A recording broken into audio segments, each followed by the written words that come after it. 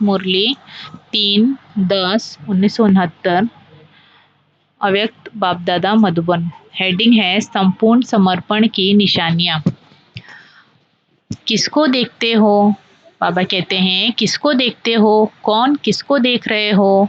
2-3 ने अपना अपना विचार सुनाया। आज बाप दादा अपने पूर्ण परवानों को देख रहे हैं, क्योंकि कहाँ तक परवाने बने हैं वह देखने आए हैं। वैसे तो परवाने शमा के पास जाते हैं, लेकिन यहाँ तो शमा भी परवानों से मिलती है। आपको मालूम है जो संपूर्ण परवाने होते हैं उनके लक्षण क्या है और परख क्या है? हर एक ने सुनाया, आप सबने सुनाया, वो यथार्थ है। मुख्य सार तो यही निकला कि जो परवाने होंगे वो एक तो क्षमा के स्नेही होंगे, समीप होंगे और सर्व संबंध उस एक के साथ ही होंगे। तो सर्व संबंध, स्नेही, समीप और साहस जो संपूर्ण परवाने होते हैं उनमें यह चारों ही बातें देखने में आती है। तो आप सबको यहाँ भट्टी में किस लिए बुलाया है? जो यह 4 बातें सुनाई हैं वो चारों ही बातें अपने संपूर्ण परसेंटेज में धारण करनी है। 1% भी कम न होना चाहिए। कई बच्चे कहते हम हैं तो सही, लेकिन इतने परसेंट, तो जिनमें परसेंट की कमी हो गई तो उनको संपूर्ण परवाना नहीं कहेंगे। वो परवाना दूसरी क्वालिटी का कहा जाएगा, जो कि चक्र ही काटने वाले होते हैं। एक होते हैं शीघ्र, एक ही बार क्षमा पर फिदा होने वाले। दूसरे होते हैं सोच समझ कर कदम उठाने वाले। तो जो सोच समझ कर कदम उठाते रहेंगे उनको कहेंगे फेरी पहनने वाले, चक्र काटने वाले। तो दूसरी क्वालिटी वाले परवाने कई प्रकार के संकल्पों, विघ्नों और कर्मों में ही चक्र काटते रहते हैं। तो आज पांडव सेना को भट्टी में बुलाया है। कहीं पर भी कोई फैक्ट्री होती है तो जो बढ़िया फैक्ट्री होती है उसकी छाप लगती है। अगर उस फैक्ट्री की छाप नहीं होती है तो वो चीज़ इतनी नहीं चलती है। इस रीति आप भी जो भट्टी में आए हो तो यहाँ भी छाप लगाने के लिए आए हो।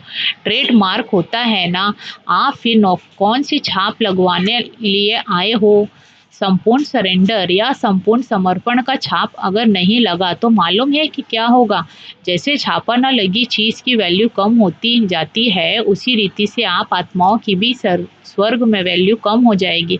तो अपनी राजधानी में समीप आने वाले यह छापा लगाना ही पड़ेगा। माताओं को तो नष्टोमोहा का मंत्र लिया और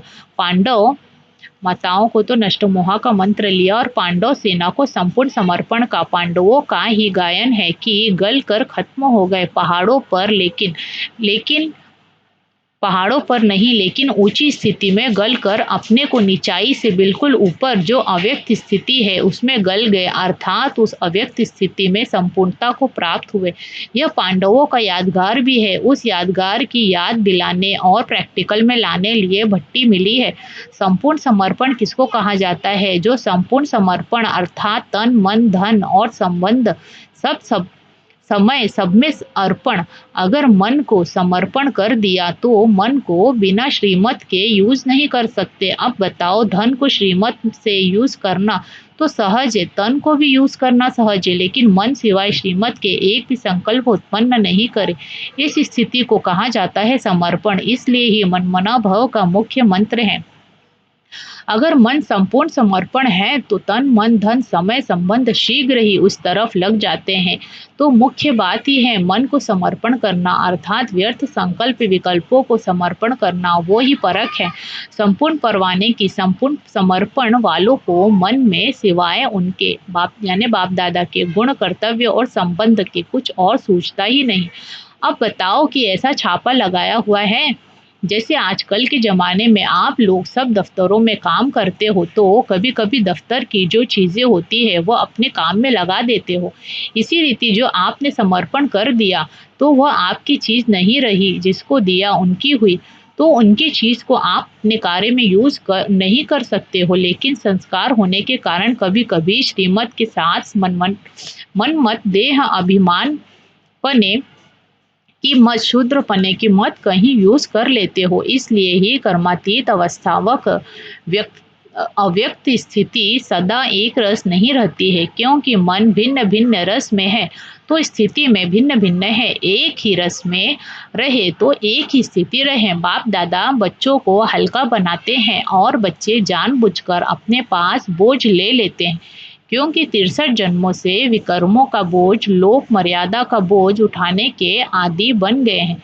इसलिए बोझ उतार कर भी फिर रख लेते हैं। जिनकी जो आदत होती है वो आदत से मजबूर हो जाते हैं ना, इसलिए अपनी आदतें होने कारण अपनी जिम्मेवारी फिर अपने पर ही रख देते हैं। एक एक पांडव अगर संपूर्ण समर्पण बनकर ही निकले तो बताओ क्या होगा। जब पांडव तैयार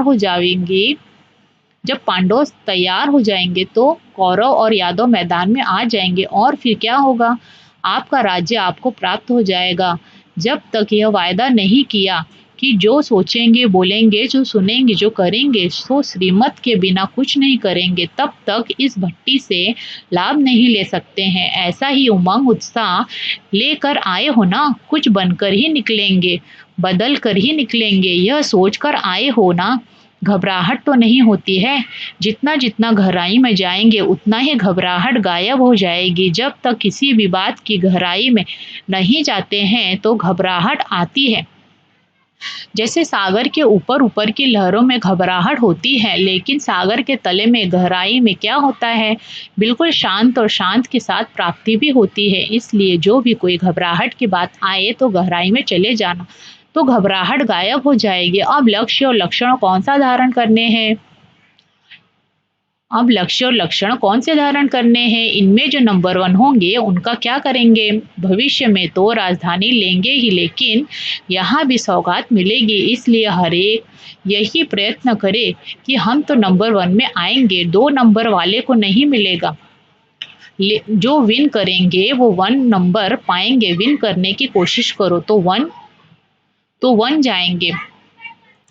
अच्छा, आपको बिंदी लगानी है, वह बिंदी रूप ही हो। टीके कितने प्रकार के होते हैं? आज आपको डबल टीका लगाते हैं संगम पर निरोगी बनने का और भविष्य में राजभाग का बिंदी रूप की स्मृति रखने के लिए बिंदी लगाते हो। बिंदी लगाते लगाते बिंदी बन जाएंगे। कोई भी व्यर्थ संकल्प आए तो उनको बिंदी लगा दो तो बिंदी बन जाएंगे।